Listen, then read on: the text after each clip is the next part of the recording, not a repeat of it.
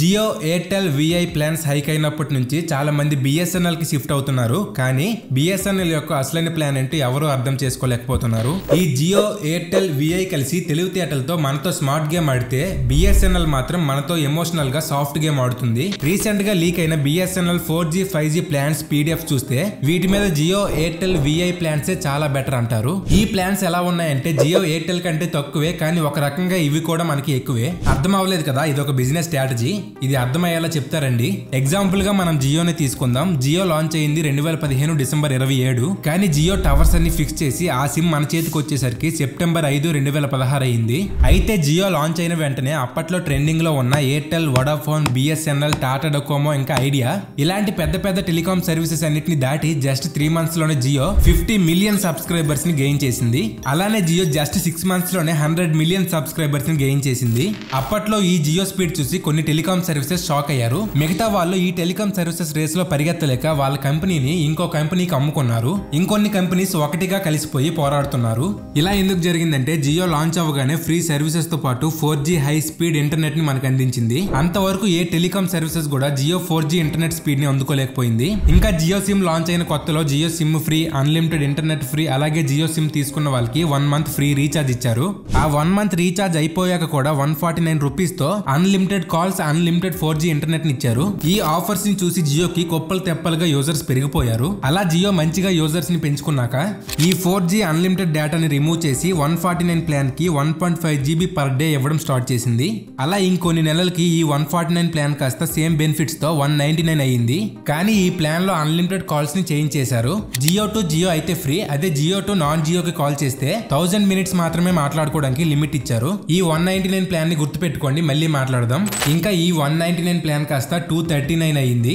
ఈ ప్లాన్ కూడా same 199 plan లాగే ఉంటుంది. కాకపోతే Jio to non Jio call limits అనేవి తీసేశారు. ఇప్పుడు రీసెంట్ గా జూలై 1st వీక్ లో 239 ప్లాన్ కాస్త 299 కి చేరింది. ఈ ప్లాన్ ని కూడా మనం 199 కాస్త 239 అయినప్పుడు ఎలా అయితే లైట్ తీసుకున్నామో అలానే లైట్ తీసుకుంటే 299 కాస్త నెక్స్ట్ ఇయర్ 339 అవుతుంది. మీరు ఒకటి గమనించారో లేదో, ఇప్పటికీ కూడా 239 ప్లాన్ ఉంది, కానీ అది 22 days కి వ్యాలిడిటీ ఉంది. ఇలా ఎందుకు చేశారంటే 239 ప్లాన్ కి అలవాటు అయిపోయిన వాళ్ళకి ఆ ప్లాన్ కనిపించకపోతే జియో మీద చిరాకు పుట్టి వేరే సిమ్ కి పోర్ట్ అయిపోయే ఛాన్స్ ఉంది. అదే ఆ ప్లాన్ లో కొన్ని చేంజెస్ చేసి సేమ్ రేట్ తో ఉంచితే కొన్ని రోజులు తగ్గినా పర్వాలేదు, నాకు అదే రీఛార్జ్ కావాలంటూ ఆ ప్లాన్ ని రీఛార్జ్ చేసుకుంటారు. ఆ విధంగా వాళ్ళు అదే సర్వీస్ లో కంటిన్యూ అవుతారు. ఇంకా ఈ ప్లాన్ కూడా శాశ్వతం కాదు. ఎప్పుడైతే 299 ప్లాన్ అందరికీ అలవాటు అయిపోతుందో అప్పుడు 239 ప్లాన్ కూడా కంప్లీట్ గా రిమూవ్ చేసేస్తారు. అప్పుడు సచ్చినట్టు చాలా మంది 299 ప్లాన్ నే రీఛార్జ్ చేసుకుంటున్నారు కాబట్టి ఆ మిగతా మంది కూడా 299 ప్లాన్ నే రీఛార్జ్ చేసుకోవడం స్టార్ట్ చేస్తారు. ఇదే వాళ్ళ ప్లాన్, వాళ్ళ business strategy.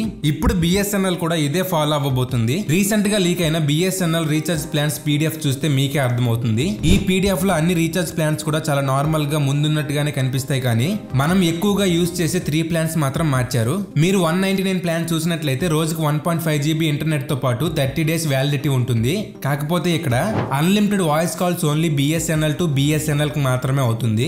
BSNL to non BSNL అయితే ఓన్లీ 500 minutes మాత్రమే మాట్లాడుకోవడానికి టైం లిమిట్ ఇచ్చారు. వన్స్ ఈ 500 minutes అయిపోయిన తర్వాత బిఎస్ఎన్ఎల్ టు నాన్ బిఎస్ఎన్ఎల్ కి కాల్ చేయాలంటే మళ్ళీ మనం రీఛార్జ్ టాప్అప్ చేసుకోవాల్సి వస్తుంది. ఇది ఎలా అంటే అప్పట్లో జియో 199 ప్లాన్ లో మనం ఎలా అయితే 1000 minutes అయిపోయిన తర్వాత 10 రూపీస్ 20 రూపీస్ పెట్టి టాప్అప్ చేసుకున్నామో సేమ్ అదే విధంగానే బిఎస్ఎన్ఎల్ టు నాన్ బిఎస్ఎన్ఎల్ కి కాల్ చేయాలంటే 10-20 పెట్టి టాక్ టైం ని రీఛార్జ్ చేసుకోవాలి. నెక్స్ట్ 358 రూపీస్ పెట్టి రీఛార్జ్ చేస్తే రోజుకు 2 GB తో పాటు 64 days వ్యాలిడిటీ వస్తుంది. కాకపోతే 199 ప్లాన్ లో ఉన్నట్టు ఈ ప్లాన్ లో ఎటువంటి కాల్ లిమిట్స్ అనేవి లేవు. ఇప్పుడు మీరు 629 ప్లాన్ చూస్తే డైలీ 2 GB తో పాటు అన్లిమిటెడ్ వాయిస్ కాల్స్ 89 days వ్యాలిడిటీతో వస్తుంది. ఈ 358, 629 ప్లాన్స్ ఏమి కొత్తవేం కాదు, పాత ప్లాన్సే. వ్యాలిడిటీ రేట్స్ పెంచి మన ముందుకు తీసుకుని వచ్చారు. ఈ 358, 629 ప్లాన్స్ డీసెంట్ గా ఉన్నా సరే మోస్ట్లీ మనందరం మంత్లీ 199 ప్లాన్ ని రీఛార్జ్ చేసుకుంటాం. అందుకే జియో 199 ప్లాన్ లా చిల్లర దండుకునే ప్రయత్నం చేస్తున్నారు. మేబీ ఈ 3 ప్లాన్స్ అనేవి బిఎస్ఎన్ఎల్ 4G కంప్లీట్ గా అందరికీ అందుబాటులోకి వచ్చినప్పుడు కానీ లేదా 5G అందరికీ అందుబాటులోకి వచ్చినప్పుడు తీసుకొని రావచ్చు. ఇప్పుడు మీరు చూస్తున్నట్లయితే బిఎస్ఎన్ఎల్ కూడా సేమ్ జియో లానే ఫ్రీ సిమ్స్ సప్లై చేస్తుంది. ఇప్పుడు జియో ఎలా అయితే ప్లాన్ రేట్స్ పెంచకుండా తగ్గించకుండా లోపల ఉన్న బెనిఫిట్స్ తగ్గించి కొత్త ప్లాన్స్ ని తీసుకొని వస్తుందో సేమ్ బిఎస్ఎన్ఎల్ కూడా ప్లాన్ రేట్స్ ని పెంచకుండా తగ్గించకుండా లోపల ఉన్న బెనిఫిట్స్ ని తగ్గించి కొత్త ప్లాన్స్ ని తీసుకొని వస్తుంది. ఇది టెలికాం సర్వీసెస్ వెనకాల జరుగుతున్న ఎవరికి వినిపించని కనిపించని కదా. ఏది ఏమైనా సరే జియో ఎయిర్టెల్ విఐ కంటే చాలా ఎక్కువ ఆఫర్స్ తో బిఎస్ఎన్ఎల్ మన ముందుకు రాబోతుంది. ఇంతకు బిఎస్ఎన్ఎల్ జియో ఎయిర్టెల్ విఐ ని దాటుకొని మనకి క్వాలిటీ సర్వీసెస్ ని అందించగల చేయగలదని మీరు అనుకుంటున్నారా? కామెంట్స్ లో చెప్పండి. అండ్ ఈ BSNL 4G 5G అందరికీ అందుబాటులోకి వచ్చిన తర్వాత వాటి సర్వీస్ క్వాలిటీ ఎలా ఉండబోతుంది అనేది మనం నెక్స్ట్ వీడియోలో మాట్లాడుకుందాం. ఈ వీడియో ఎండింగ్ వరకు చూసినందుకు థ్యాంక్ యూ సో మచ్. ఇలాంటి వీడియోస్ కోసం మన ఛానల్ ని సబ్స్క్రైబ్ చేసుకుని పక్కనే ఉన్న బెల్ ఐకాన్ కూడా ఆన్ చేసుకోండి. నెక్స్ట్ వీడియోలో మళ్ళీ కలుద్దాం. జై హింద్.